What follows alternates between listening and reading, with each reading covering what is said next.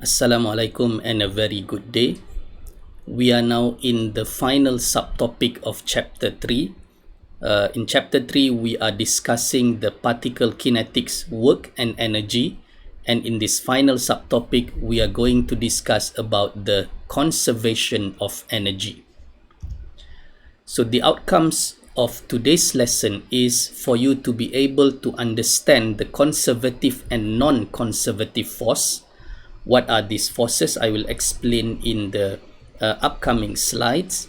And we are going to calculate the gravitational as well as the elastic potential energy, and then use the conservation of energy to solve related problems. Now let's look at conservative forces. So conservative force is the work of a force that is independent of the path. So remember, the definition of work done is that the force must be in the same direction of the travel. So there are several forces that is independent of the path. For example, the gravitational force.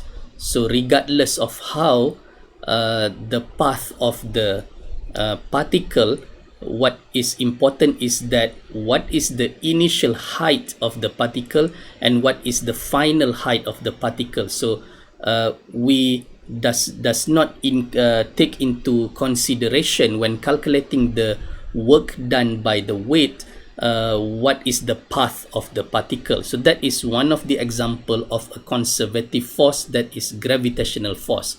Same goes for spring force. What we are interested in is that what is the elongation of the spring initially and what is the elongation of the spring at the final position. So throughout the motion, we doesn't care about what is the path of the spring or the path of the particle. So basically, conservative force, I repeat, is the work of a force that is independent of the path, depends only on the force's initial and final position. So some example of non-conservative force, for example, is the friction force, or any force that is applied on the particle. So these are the non-conservative force. Okay. Now let's talk about potential energy. You must have heard of this term before. So potential energy is a measure of the amount of work a conservative force will do when it moves from a given position to the datum. Okay, so we set a datum, for example, for a gravitational force, and we measure the amount of work done with respect to this datum. So there are two important potential energies when it comes to calculating the work and energy. The first one is the gravitational potential energy, or we write it as Vg. So V here represents the potential energy, and the small letter g down there represents the gravitational potential energy. The second one is the elastic potential energy, or VE. So this one is used for spring elastic potential energy, and this one is used for the weight gravitational potential energy. Now let's look at the gravitational potential energy. So for example, we set a datum here in the middle. So whenever the particle moves down, we have a negative potential energy, and whenever the particle moves above the datum, we're going to have a positive gravitational potential energy. So gravitational potential energy is calculated using this formula, Vg equals to W times delta Y. This is pretty much similar to the work done by the weight. So again, moving above the datum, we're going to have a positive gravitational potential energy. Moving below the datum, we're going to have a negative gravitational potential energy. Now let's look at elastic potential energy. So this is regarding the spring. So when we have an unstretched position of the spring, here, then we have the elastic potential energy VE equals to 0. And to calculate the VE, the elastic potential energy, the formula is slightly different from the work done of a spring. Now we have 1 over 2 Ks square, and we have an always positive elastic potential energy because of the S square here. So regardless of whether the spring is being stretched or compressed, the value of S here will always be positive because it is squared. So if we have a stretched spring, then we're going to have a positive S. So VE is 1 over 2 Ks square. If we have a compressed spring, we're going to have a negative value of S, but since it is squared here, the S is squared, and therefore we're going to have also a positive value of elastic potential energy. Okay, now let's talk about potential function. If a particle is subjected to both gravitational and elastic forces, then we can calculate a potential function by adding up these two potential energies. So remember, Vg is our gravitational potential energy plus the elastic potential energy caused by the spring. We add these two and we're going to have the potential function. Now let's look at the conservation of energy. If throughout the motion of the particle only conservative forces are being present, are applied to the particle, then we're going to have the conservation of energy. So we don't need to use the principle of work and energy like we have done before, but we can use the conservation of energy that is given by this formula.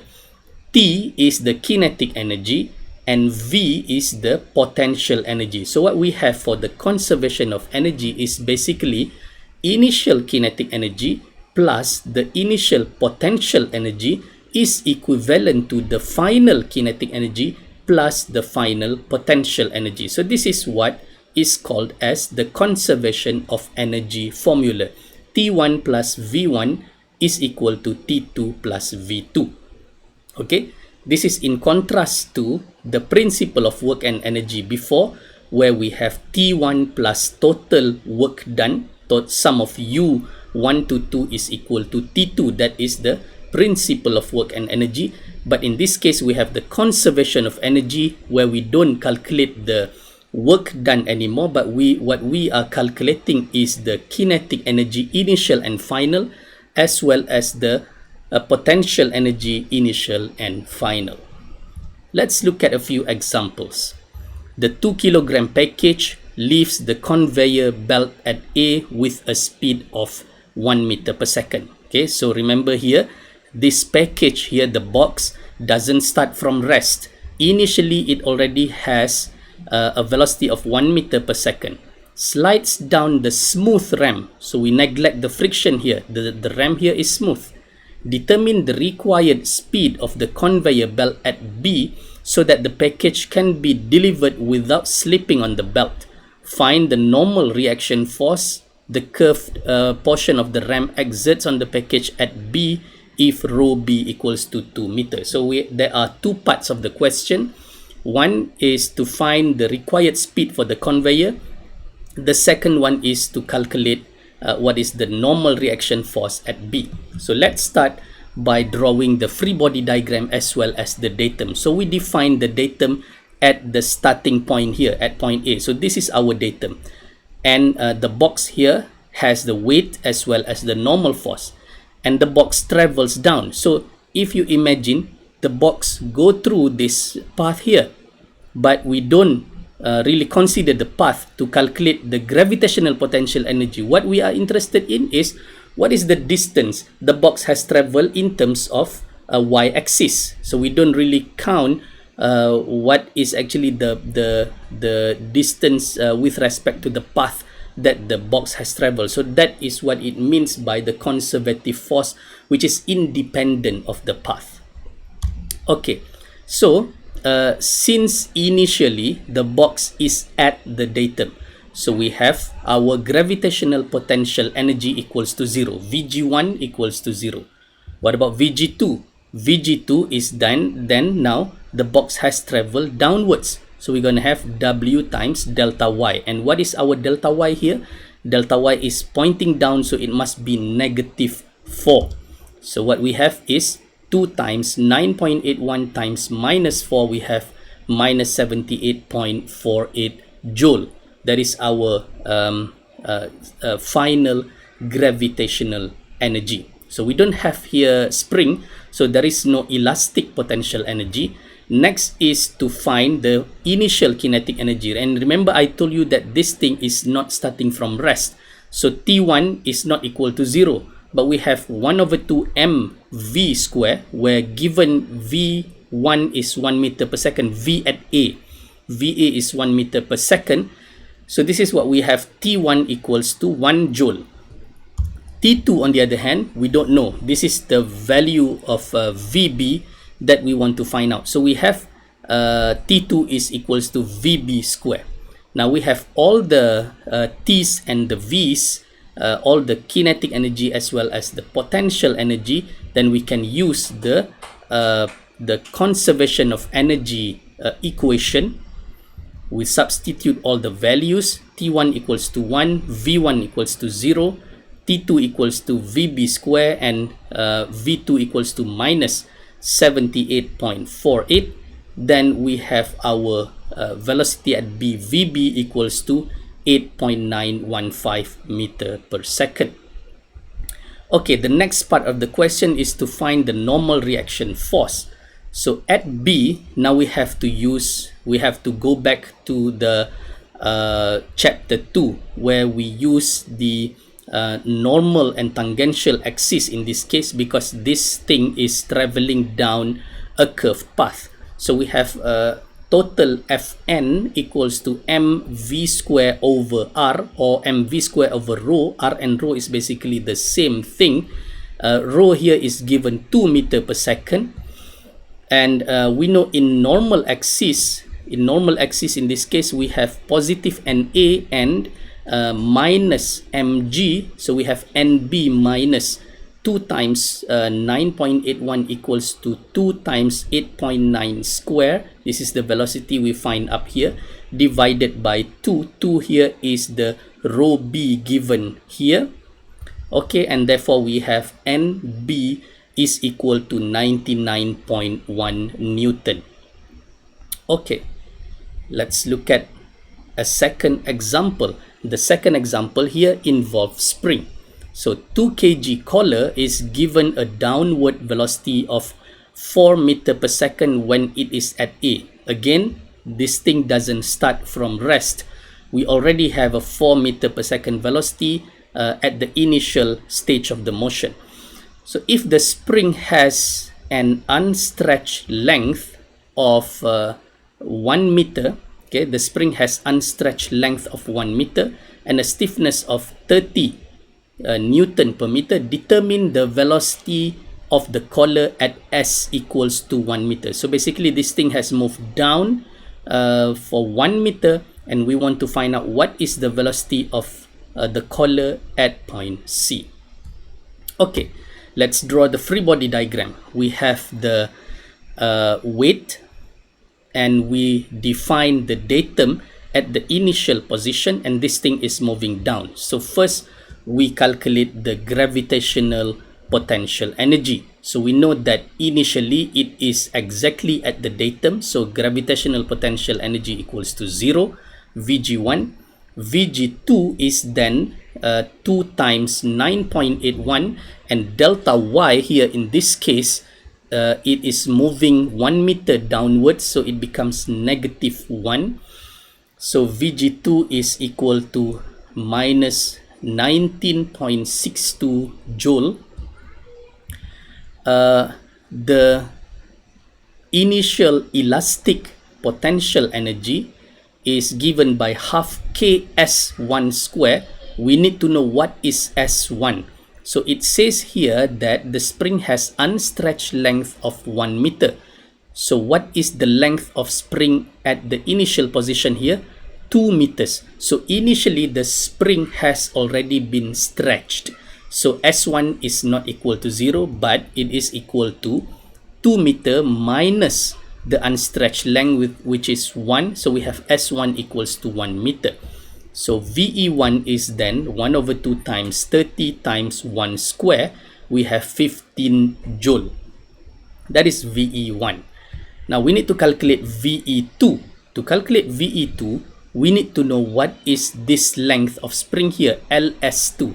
This is not S2, this is just the length of the spring. And then we need to minus with, we need to subtract the unstretched length of the spring to get what is S2. So LS2, can you see a triangle here? So this is 2 meter up here, this is 1 meter. So basically we are finding the hypotenuse. So we can use the theorem Pythagoras to get LS2 is equal to 2.236 meter. Therefore, S2 is 2.236 minus 1, we get 1.236 meter S2. So then we can calculate VE2, which is 1 over 2 times 30 times 1.236 square. So we have 22.92 joule. This is our VE2. T1, as I said, this thing doesn't start from rest, so it already has 4 meter per second velocity. So T1 is 1 over 2 times the mass, 2 kg times 4 square. We have 16 joule. And T2 is what we want to find out, which is the V2. So we have 1 over 2 times 2 times V2 square. So we have V2 square. And now we can use the conservation of momentum equation, T1 plus V1 equals to T2 plus V2. And finally, we substitute all the values. T1 equals to 16, V1 equals to 0, VG1 equals to 0, VE1 equals to 15. Now you see, when you have both potential energy, then you have to include both. So VG1 is here, VE1 is here, and on the right hand side, you key in all the final kinetic energy as well as the potential energy. So T2 is V2 square, VG2 is minus 19.62, and VE2 is 22.92. So solving this, we get V2 equals to 5.263 meter per second. Let's look at the final example for this class. The 4 kg collar C has a velocity of VA equals to 2 meter per second when it is at A. Again, doesn't start from rest. It already has a velocity when it is at the initial position. The guide rod is smooth, so we can neglect the friction. Determine the speed of the collar when it is at B. The spring has an unstretched length of 0.2. So you can imagine when the collar is at A, the spring is basically being compressed because the length here is 0.1, whereby the unstretched length of the spring is 0.2. But first thing first is to draw the datum of this thing. So we define the initial position as the datum, then moving down, we have delta y pointing down towards point B. So VG at A is equal to 0. VG at B is then the weight times delta y, which is 4 times 9.81 times minus 0.4. So the radius of this arc here is 0.4. Therefore, we know delta y must be equal to 0.4 also. So this is equal to minus 15.7 joule. Now we calculate the elastic potential energy. VE at A is half K SA square. So what is SA here? We know that the we know the unstretched length is 0.2, so we know at point A the spring is compressed, so we have SA equals to minus 0.1. So 0.1 is the current length of the spring at point A minus the unstretched length of 0.2, so you get minus 0.1. And when you key in the equation, because it is squared, so we still get a positive elastic potential energy of 2 joule at point A. Now at point B, same formula, half KSB square. We need to find what is SB in this case. We need to know what is LSB first. Okay, so from here to here, it is basically 0.3, because 0.1 is up here, the total length will be 0.4. So here is 0.3 and down here is 0.4. So we are looking at the hypotenuse of this triangle here. So basically we can use again the Pythagoras theorem to find LSB is equal to 0.5, and SB is then 0.5 minus 0.2, the unstretched length. So we get SB 0.3, and therefore VEB is 18 joule. The initial kinetic energy at point A, it starts with 2 meter per second velocity, so half times 4 kg times 2 square, we have 8 joule, and TB is half mVb square, we have 2 VB square. And finally we can use the conservation of momentum equation, TA plus VA equals to TB plus VB, and we can substitute all the values. TA is 8, VGA is 0, VEA is 2, TB is 2 VB square, VGB is minus 15.7, and VEB is 18 joule, and finally we will get VB equals to 1.962 meter per second. So to summarize what we have learned in this subtopic, in this final subtopic of conservation of energy, is that we learn about the conservative and non-conservative forces, and finally we use the conservation of energy method to solve related problems. So with this, we have come to the end of chapter 3, that is the particle kinetics, work and energy. And I will be seeing you again in the next video, where we are going into the last chapter of dynamics, which is the impulse and momentum. Thank you.